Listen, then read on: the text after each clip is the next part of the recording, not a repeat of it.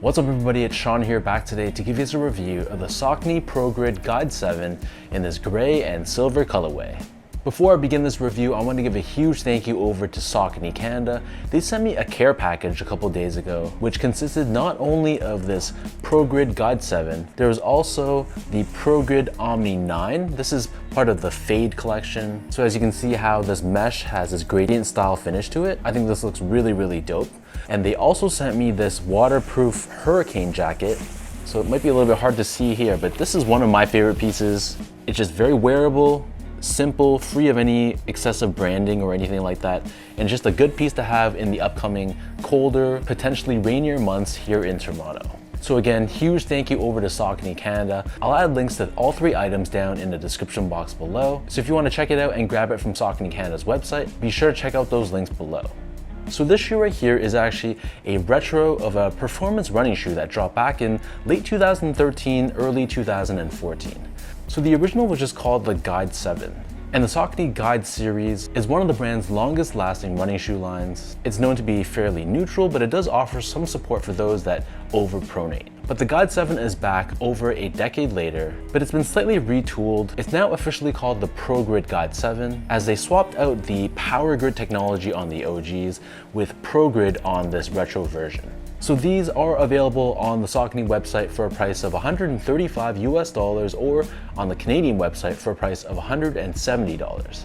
The colorway for this shoe is gray and silver. And while this could technically be worn as a running shoe, considering there's been so many subsequent versions of this guide shoe, it makes more sense that it's going to be worn as a casual lifestyle sneaker right now.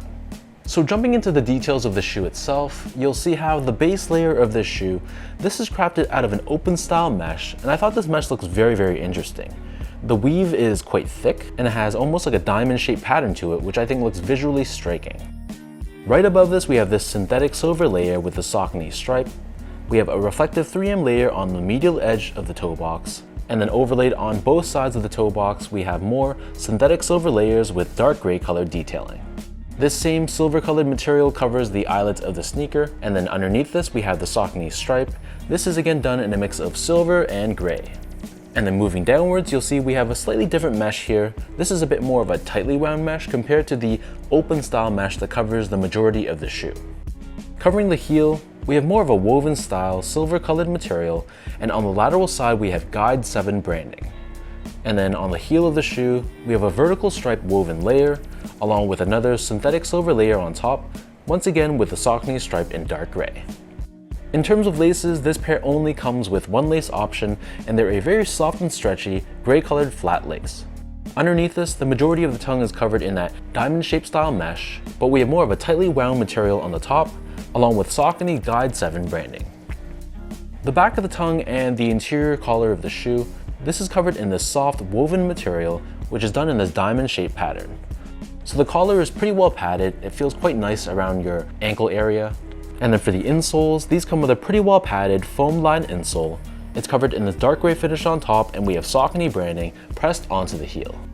So the upper of this shoe, like I mentioned earlier, they've replaced the original Power Grid technology, which is supposed to be a bit more of an advanced technology than Progrid. So this to me was a bit of a disappointment, maybe in the sake of keeping the prices lower, but they're basically downgrading the technology of the OGs in making this retro version.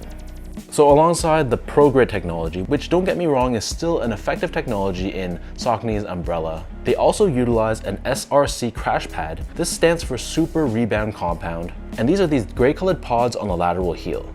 And this helps with impact protection and shock absorption, and giving the wearer more of a smooth transition from heel to toe. And then on the bottom of the shoe, first thing I noticed is that there's a lot of slits all throughout, which gives the shoe a lot of flexibility. You can see on the heel we have that Progrid branding here, and in the middle we have this stiff rubber-like material, which basically is there to help with torsional support. So that breaks down the look and the construction of this shoe. And for those wondering about how these fit, so Saucony Canada sent me these in my true size, which is a size 10.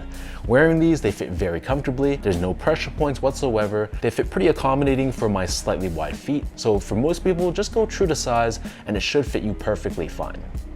Moving on to the comfort, so I had no idea what to expect because this is the first time I've ever tried this shoe. And I have to say this shoe is actually very comfortable. It's not going to be an overly soft feeling sneaker. Like I mentioned from the start, the original Guide 7, it's more of a neutral shoe and offers some support for those that overpronate. So with that said, it has some squishiness to it, but when I'm walking around in this shoe at a faster pace, you can feel that it's not mushy, it has more of that energy return. And I really like how wide the base of the forefoot is. It gives you more stability in that way, and it also is quite accommodating for wider footers. So rocking these casually, I think these are quite comfortable if you're looking for a everyday sneaker that's not gonna break the bank, and you like this design where it has more of that 2000s era running shoe look or dad shoe look. I think this is a really solid option that you can consider.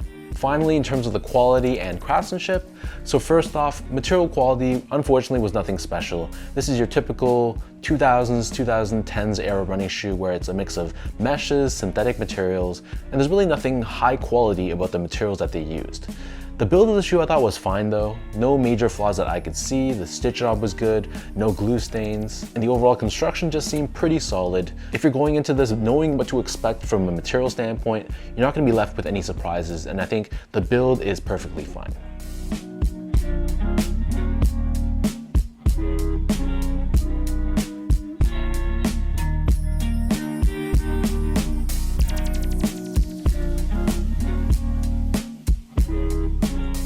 So with all that out of the way now, let's toss these on feet, I'll lace them up, and I'll show you guys how these look.